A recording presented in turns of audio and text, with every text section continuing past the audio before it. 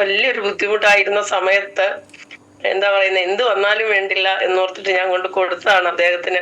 സമയം അറ്റാക്കൊക്കെ വന്ന് വളരെ സാമ്പത്തിക ബുദ്ധിമുട്ടും ആരോഗ്യ പ്രശ്നവും ഒക്കെ ആയിട്ടിരുന്ന സമയത്ത് അത് കൊണ്ട് കൊടുക്കാൻ എനിക്ക് ശരിക്കും പറഞ്ഞാൽ ദൈവമായിരിക്കാം എന്നെ പറഞ്ഞു വിട്ടത്. ഇന്നും അങ്ങനെ തന്നെ ഞാൻ വിശ്വസിക്കുന്നു. ആ ഡെൽഹാർട്ടിലൂടെ ഇന്ന് കമ്പനിയുടെ LB ബിസിനസ് ഗ്രൂപ്പിന്റെ അഡ്വൈസറി ബോർഡിലേക്ക് നിന്ന് പ്രവർത്തിക്കുന്ന ശക്തനായ ഒരു ലീഡറാണ് കനകരാജ് സാറ്. അപ്പൊ കനകരാജ് സാറിനെ ഞാൻ വെൽക്കം ചെയ്യുന്നു. Please welcome Kanakaraj sir. Thank you madam. ആദ്യം ദൈവത്തിന് നന്ദി പറയുക. കൂടാതെ നമ്മുടെ LB ഗ്രൂപ്പിലുള്ള എല്ലാ ഗ്രേറ്റ് ലീഡേഴ്സുമാർക്കും ആദ്യം ഒരു നമസ്കാരവും പറഞ്ഞുകൊണ്ട്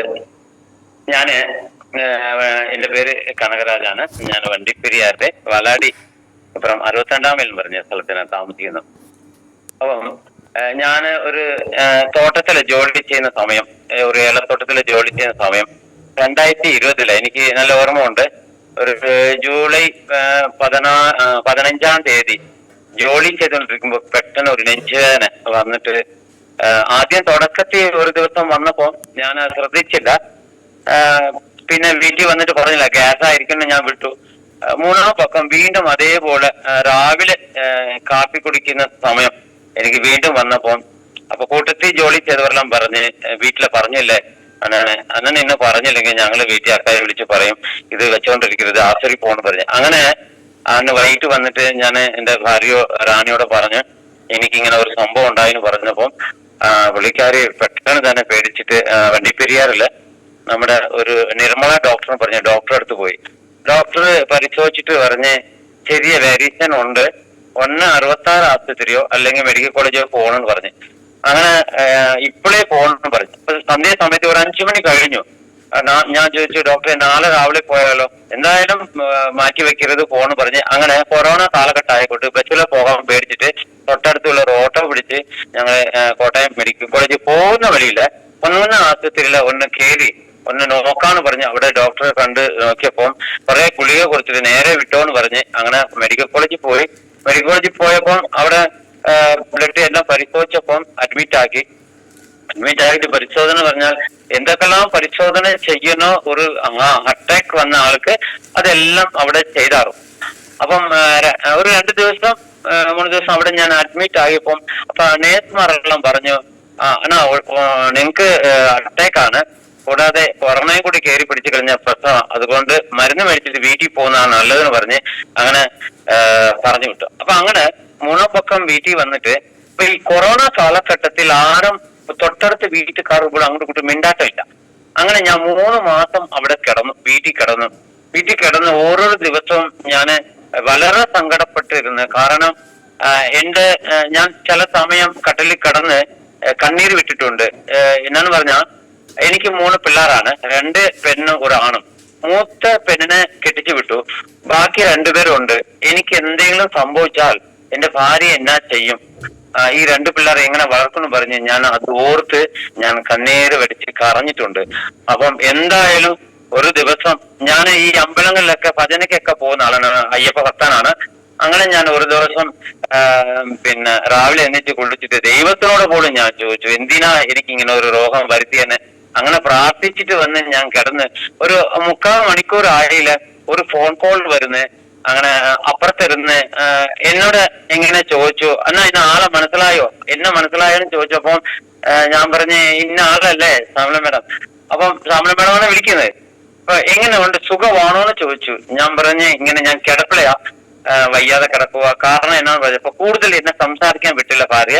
ഭാര്യ ഫോണ് കൊടുത്ത് കാര്യങ്ങളൊക്കെ സംസാരിച്ചപ്പോ മാഡം പിറ്റേ ദിവസം തന്നെ ഞങ്ങളുടെ വീട്ടിൽ വന്നിട്ട് എന്നെ നോക്കിയിട്ട് മെഡിക്കൽ കോളേജ് റിപ്പോർട്ടൊക്കെ മേടിച്ചിട്ട് ഫോണിൽ കൂടി ഫോട്ടോ എടുത്തിട്ട് പോയി.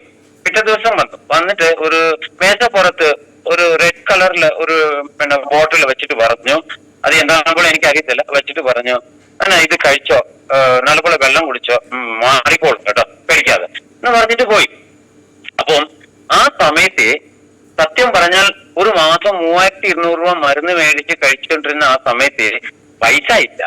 ആരും ജോലിക്ക് പോകുന്നില്ല, ഒന്നുമില്ല, പൈസ കൊണ്ട് മെഡിസിൻ നിന്ന് പോയി. മെഡിക്കൽ കോളേജിൽ നിന്ന് എഴുതി കൊടുത്ത മെഡിസിൻ നിന്ന് പോയപ്പോൾ ഏതെങ്കിലും ഒരു മരുന്നായിട്ട് ഒരു സാധനം കിട്ടിയല്ലോ അങ്ങനെ പറഞ്ഞ് ഞാനത് കഴിച്ചു. കാരണം ഈ കഴിക്കാൻ കാരണം 10-25 വർഷമായിട്ട് പഴക്കമുള്ള ഒരാള് എനിക്ക് ദോഷകരമായിട്ടുള്ള സാധനം കൊണ്ടു തരികയില്ലല്ലോ, അങ്ങനത്തെ ഒരു ചിന്തയില്ല ഞാൻ മേഡത്തിനെ വിശ്വസിച്ച്, ആ പ്രോഡക്റ്റ് എനിക്കറിയത്തില്ല, മേഡത്തിനെ വിശ്വസിച്ച് ഞാൻ അത് കഴിച്ചത്. അങ്ങനെ ഒരു മാസം ഞാൻ കഴിച്ച് ആ ബോട്ടില് ഒരു കുറഞ്ഞത് 60 ക്യാപ്സൂളില് ഒരു 55 എണ്ണം കഴിച്ചപ്പോ കറക്റ്റ് ആയിട്ട് രണ്ടാമത് ബോട്ടിലായിട്ട് മേഡം കൊണ്ടുപോയി വീട്ടിൽ വെച്ചിട്ട് എന്നെ നോക്കിയപ്പോ വീട്ടിൽ ആളില്ല.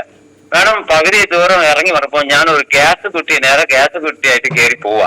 അപ്പൊ വഴിയിൽ വെച്ച് എന്നെ വഴക്ക് പറഞ്ഞു, വയ്യാതെ ഇതൊക്കെ ചെയ്യാവുള്ളൂ, കുഴപ്പമില്ലെന്ന് പറഞ്ഞ് ഞാനിട്ടു. മാഡം വെച്ചിട്ട് പോയ രണ്ടാമത് ബോട്ടിൽ ഞാൻ കഴിച്ചു. രണ്ടാമത് ബോട്ടിൽ കഴിച്ചപ്പോൾ ഒരുമാതിരി എനിക്ക് ഹെൽത്തി ആയിട്ട്, അതായത് എനിക്ക് ഈ കൈക്ക് കട്ടുകളിപ്പം, മുട്ടിന് താഴെ കട്ടുകളിപ്പം, ഭയങ്കര കിതപ്പായിരുന്നു, ഇങ്ങനെ സംസാരിക്കാനൊന്നും പറ്റത്തില്ലായിരുന്നു. അങ്ങനെ രണ്ടാമത് കഴിച്ചപ്പോ എനിക്ക് ഒരു ശരീരത്തിന് നല്ലൊരു ഉന്മേഷം കിട്ടി. അപ്പൊ അങ്ങനെ ഞാൻ പയ്യെ റോഡിലോട്ട് ഇറങ്ങാൻ തുടങ്ങി. സ്കൂട്ടി എടുത്തുകൊണ്ട് പയ്യെ റേഷൻ കടയ്ക്ക് പോയി. അപ്പൊ നമുക്ക് കേന്ദ്ര സർക്കാർ അരി തന്നു, ഞങ്ങൾ BPL കാർഡല്ലേ, അപ്പൊ 48 കിലോ അരി കിട്ടും. അങ്ങനെ ഞാൻ റേഷൻ കടയിൽ 50 കിലോ അരി മേടിച്ച് സ്കൂട്ടിയിൽ വെച്ചോണ്ട് ഞങ്ങളുടെ വീട്ടിന്റെ താഴെ ഒരു അംഗൻവാടി കെട്ടിടമുണ്ട്, അവിടെ വണ്ടിയെ നിർത്തിയിട്ട് ഒരു പയ്യൻ അവിടെ പോയായിരുന്നു. മോനെ ഇത് ഒന്ന് പിടിച്ചു വിടാന്ന് പറഞ്ഞ് 50 കിലോ അരി എടുത്തോണ്ട്, ഞങ്ങളുടെ വീട് കുറച്ച് കയറ്റമാണ്, ആ കയറ്റത്തിൽ ഞാൻ ഈ അരി 50 കിലോ അരിയുമായിട്ട് വന്നിട്ട് വീട്ടിൽ അരിത്താക്കി ഇട്ടപ്പോ അമ്മ ഭയങ്കര വഴക്കായിരുന്നു. ആവശ്യമില്ലാതെ പരിപാടിക്കാണ്, അസുഖമുള്ള ആളാണ്. ഞാൻ എനിക്കൊരു കുഴപ്പമില്ലെന്ന് പറഞ്ഞു. പക്ഷെ അവിടെ അമ്മ ഒരു ഗ്ലാസ് വെള്ളം കൊടുത്തപ്പോ ആ വെള്ളം കുടിച്ചിട്ട് ഞാൻ അവിടെ നിന്ന് കുറച്ചു നേരം ചിന്തിച്ചു. എന്ത് ചിന്തിച്ചു പറഞ്ഞാല്, ഈ രോഗം മാറിയതല്ല എനിക്ക് പ്രശ്നം. അന്ന് ആ അറ്റാക്ക് വന്ന സമയത്ത് എനിക്ക് 58 വയസ്സാണ്. ആ 58 വയസ്സില് എന്റെ ചെറുപ്പത്തില് ഞാൻ എസ്റ്റേറ്റ് ജോലിക്കാരനെ, നല്ല ചുമടൊക്കെ എടുക്കും. അപ്പം എനിക്ക് ഒരു 35-40 വയസ്സില് കിട്ടിയ ആ ആരോഗ്യം എനിക്ക് തിരിച്ചു കിട്ടിയപ്പോൾ ഒരു ഉണർവ്, ഒരു തോന്നൽ എനിക്കുണ്ടായി. അത് എന്നെ ഭയങ്കരമായിട്ട് ഒരു എന്താ പറയാനോ, ഒരു ഭയങ്കര ഒരു സംഭവമായി പോയി. അങ്ങനെ ഞാൻ വീണ്ടും ഇതുപോലെ തന്നെ ഒരു മീറ്റിങ്ങില് നമ്മുടെ അനിൽ മാസ്റ്റർ എന്നെ ഇതുപോലെ ഒരു ആദ്യമായിട്ട് ഒരു എക്സ്പീരിയൻസ് മാഡം എന്റെ പേര് കൊടുത്ത് വിളിച്ചു. അപ്പം ഞാനിങ്ങനെ എക്സ്പീരിയൻസ് പറഞ്ഞു, പനിമാസം പറഞ്ഞ് ഒന്നും കൂടെ കഴിച്ചോ സാറെന്ന് പറഞ്ഞു. അങ്ങനെ ഞാൻ ഒന്നല്ല 9 തന്നെ കഴിച്ചു. അങ്ങനെ കഴിച്ചപ്പം ഭാര്യയ്ക്ക് തൈറോയ്ഡ്, 17 വർഷം തൈറോയ്ഡായിരുന്നു. അങ്ങനെ തൈറോയ്ഡ് വന്ന് ഇരിക്കുന്ന സമയത്ത് ഞാൻ മാഡത്തിനോട് പറഞ്ഞു, മാഡം എനിക്ക് അറ്റാക്ക് മാറി, ഈ ഭാര്യയ്ക്ക് തൈറോയ്ഡ് മാറുന്നില്ല, ഒന്നും പേടിക്കേണ്ട, ആ ടൈ ഹെൽത്ത് കൊടുത്താൽ എത്ര മാസം കഴിക്കണം, ഒരു 3 മാസം കഴിക്കണം, നല്ലപോലെ വെള്ളം കുടിക്കാൻ പറയാന്ന് പറഞ്ഞു. അങ്ങനെ ഞാൻ എന്നുവെച്ചിട്ട് 3 കുപ്പി ടൈ ഹെൽത്ത് മേടിച്ച് കൊടുത്തപ്പം എന്തായാലും 3 മാസമല്ല, 1 മാസം കൊണ്ട് തൈറോയ്ഡ് നോർമലായി. നമ്മുടെ ചൊറക്കല ആശുപത്രി, ഗവൺമെന്റ് ആശുപത്രി തൊട്ടടുത്തുള്ള ലാബിൽ പോയി പരിശോധിച്ചപ്പം ആ ലാബിലുള്ള നേഴ്സിനെ ചോദിച്ചു എന്ത് സാധനമാണ് കൊടുത്തത്, അക്കായ്ക്ക് നോർമലായിരുന്നു. അങ്ങനെ ഇരുന്നപ്പം അമ്മയ്ക്ക് ക്യാൻസറാണ്. അമ്മയ്ക്ക് ക്യാൻസർ ഞങ്ങള് ഒരു 2.5 വർഷത്തിന് മുമ്പ് തിരുവനന്തപുരം RCC സെന്ററിലെയും അവിടെ എല്ലാം ഓടി നടന്നിട്ട് ലാസ്റ്റ് മെഡിക്കൽ കോളേജ് ക്യാൻസർ സെന്ററിൽ കൊണ്ടുപോയി പരിശോധിച്ചപ്പോ ക്യാൻസറാന്ന് പറഞ്ഞു. അങ്ങനെ ഓപ്പറേഷൻ കഴിഞ്ഞ് 20 കീമോയും 28 റേഡിയേഷനും ചെയ്തു. അപ്പൊ ഡോക്ടർ പറഞ്ഞ് കൊണ്ടുപോക്കോ, ഇനി ഒന്നും ഇല്ല, ഒന്നും ചികിത്സ ചെയ്യാൻ ഒന്നുമില്ല, ഒരു 3 മാസക്കാലം കാണും, തല്ലയല്ലേ നല്ലപോലെ നോക്കണമെന്ന് പറഞ്ഞ് എന്നോട് ഉപദേശിച്ചിട്ട് ആ ഡോക്ടർ എന്നെ പറഞ്ഞു വിട്ടു.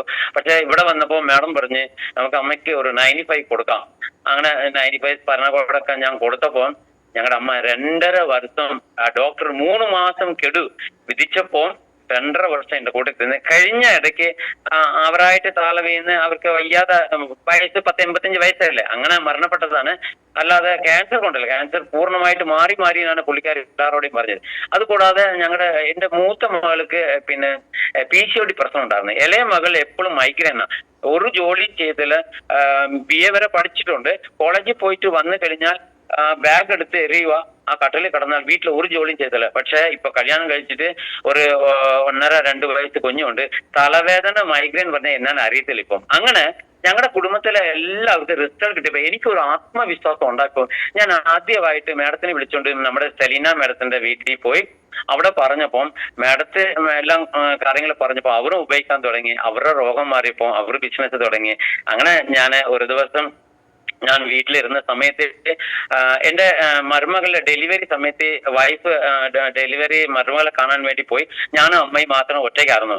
അപ്പം ഒരു ദിവസം രാത്രി ഒരു 10 മണിയാകുമ്പോൾ ഞങ്ങളുടെ കഥക് തട്ടുന്നത്, ആരാണ്ട് തട്ടുന്ന പറഞ്ഞു. ഞാൻ മീറ്റിംഗ് എല്ലാം കഴിഞ്ഞിട്ട് കഥ തുറന്ന് നോക്കുമ്പോൾ 2 പേര് നിപ്പുണ്ട്. നമ്മുടെ ഇപ്പം സിബി കുറുവിലെന്ന് പറഞ്ഞു. അപ്പൊ എന്താണ് ചോദിച്ചപ്പം കഥക് തുറക്കാൻ ഒരു കാര്യം പറയാൻ വേണ്ടിയും അവിടെ പിറക്കാത്ത വന്നിട്ട് ഇരുന്നിട്ട് പറയുക, എന്നാ സിബിച്ചേട്ടന് കൈക്കാലൊക്കെ വിറയ്ക്കുന്നു, ഷുഗർ കൂടി തോന്നി, എനിക്ക് പേടി തോന്നിയിട്ടാണ് ഞാൻ വിളിച്ചത്. എന്റെ പൊണ്ണെ, ഇവിടെ വന്നിട്ട് കാര്യമില്ല, നിങ്ങൾ ഡോക്ടറെ പോയി കാണും. ഞാൻ ഡോക്ടറോ വൈദ്യനോ അല്ലേ, ഞാൻ ഒരു സപ്ലിമെന്റ് കഴിച്ചിട്ട് രോഗം മാറിയ ആളാന്ന് പറഞ്ഞ്. അല്ല, ഒരു കാര്യം ചോദിക്കാൻ വേണ്ടി. അപ്പൊ ഞാൻ കുറച്ച് കാര്യങ്ങളൊക്കെ എന്റെ അറിവിൽ ഉള്ള കാര്യങ്ങൾ ഞാൻ സംസാരിച്ചു. നിങ്ങൾ നാളെ രാവിലെ പോയി HbA1c ടെസ്റ്റ് എടുത്തിട്ട് ആ റിപ്പോർട്ട് ഒന്ന് കാണിക്കുക, അതിനുശേഷം നമുക്ക് തീരുമാനിക്കാം.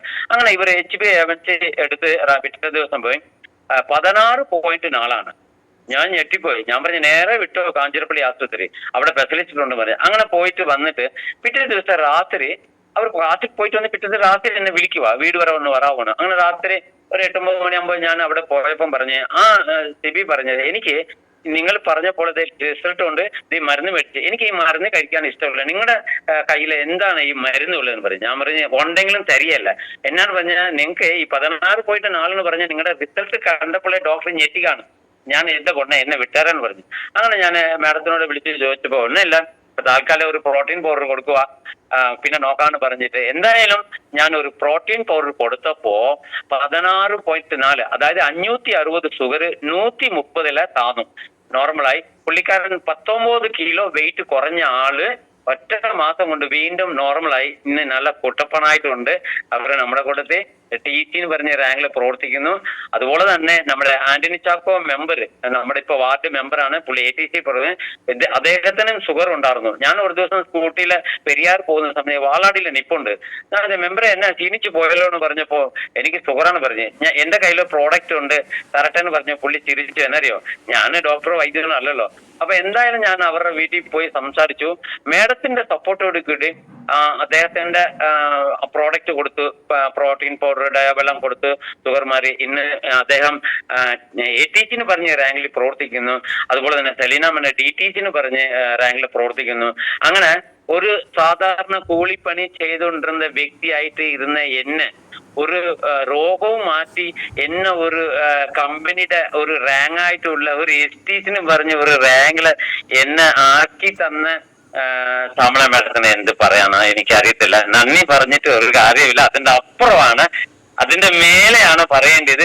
എന്തായാലും ഞാൻ അധികം തിരിക്കില്ല, കൂടുതൽ ആൾക്കാർ ഇനി സംസാരിക്കാനുള്ളത് കൊണ്ട് എന്നെ ഈ രോഗവും മാറ്റി ഈ സ്റ്റേജിൽ എത്തിച്ച ശ്യാമള മാഡത്തിന്റെ ഒരു ബിഗ് സല്യൂട്ട് തന്നെ കൊടുക്കേണ്ടതാണ്. അതുപോലെ തന്നെ ദിവ്യ മാഡം എന്ന് പറഞ്ഞാൽ ഒരു നേരത്തല്ലേ, എനിക്ക് എന്തെങ്കിലും ഒരു റിപ്പോർട്ട് വന്നു കഴിഞ്ഞാൽ ഉടനെ ഞാൻ അങ്ങോട്ട് അയച്ചു കൊടുത്തു കഴിഞ്ഞാൽ ആ സെക്കൻഡിൽ തന്നെ എനിക്ക് മറുപടി തരും. എന്റെ ഈ ബിസിനസ്സിൽ എനിക്ക് സഹായിക്കുന്ന എന്റെ ഈ ലീഡർമാർ, അവർക്ക് 100 കോടി അവരെ എന്താ പറയുക, അവരെ ആയിട്ട് നൽകണം പറഞ്ഞ് എന്നറിയാം. ഇപ്പോൾ ആൾക്കാർ ഉണ്ടെങ്കിൽ അല്ലേ ബാക്കിയുള്ളവർ ഞങ്ങളെ പോലെ ആൾക്കാർ ഇങ്ങനെ രക്ഷപ്പെടാൻ പറ്റുമെന്ന് പറഞ്ഞുകൊണ്ട് ധരിപ്പിക്കുന്നില്ല.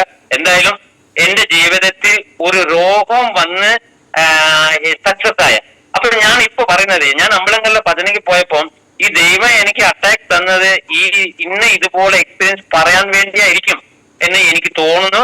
എന്തായാലും എല്ലാവർക്കും ഈ മീറ്റിംഗിൽ പങ്കെടുക്കുന്ന എല്ലാവർക്കും ഒരിക്കൽ കൂടി ഞാൻ ഈ നമസ്കാരം പറഞ്ഞിട്ട് നിർത്തുക.